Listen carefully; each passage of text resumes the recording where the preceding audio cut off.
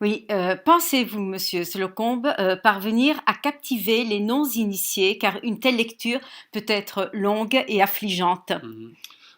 Pour moi, c'est tout le challenge pour l'écrivain, c'est-à-dire que de parler de choses réelles qui forcément, bon, nécessitent une certaine culture de la part du lecteur, mais en même temps, bon, d'essayer d'être le plus clair possible déjà, parce que de rendre une situation qui, dans la réalité, était compliquée, la rendre la plus claire possible, Mmh. et puis jouer un petit peu aussi avec ces traditions quand même du roman feuilleton. Bon, ça ne dit peut-être rien aux Italiens, mais les écrivains français comme Gaston Leroux, par exemple, le personnage qui a créé le personnage du détective Rouletabille, ou Maurice Leblanc qui a créé le fameux Arsène Lupin, c'est un petit peu mes modèles finalement pour cette série-là. Et j'ai aussi imaginé que finalement, cette série, ce sont des manuscrits retrouvés dans une malle, en fait, par un autre personnage, et que ce sont des romans qui auraient été écrits déjà dans une époque antérieure. C'est-à-dire que les romans de cette série auraient été écrits à la fin des années 30 ou au début des années 40 Oui. par le véritable journaliste qui cacherait son nom et qui aurait créé ce personnage de Ralph Exeter pour lui faire vivre des aventures où quelquefois il inventerait, et puis quelquefois il ferait une sorte de roman à clé où il raconte des choses qui se sont réellement passées mais qui étaient secrètes. Donc c'est un petit peu ce jeu-là.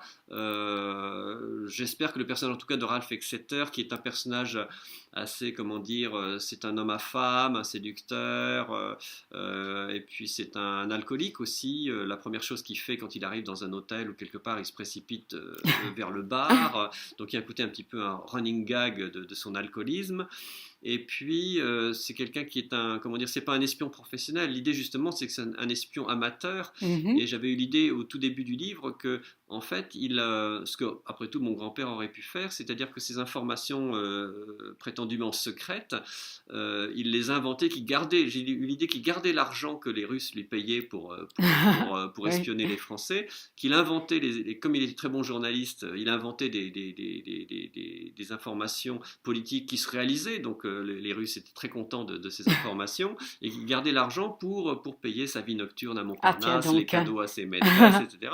Mais que donc, comme il est un peu un espion amateur, quand il va vraiment rencontrer la police secrète soviétique qui évidemment accompagne les diplomates russes à Gênes, là il est quand même un peu peur parce qu'il a peur d'être démasqué. Et puis c'est vrai que la police secrète soviétique, la fameuse Tchéka, Oui, qui s'appelait le GPU le après, GPO. voilà, c'est quelque chose d'assez terrifiant. Et j'utilise vraiment en fait les méthodes du GPU, leurs méthodes de torture, etc.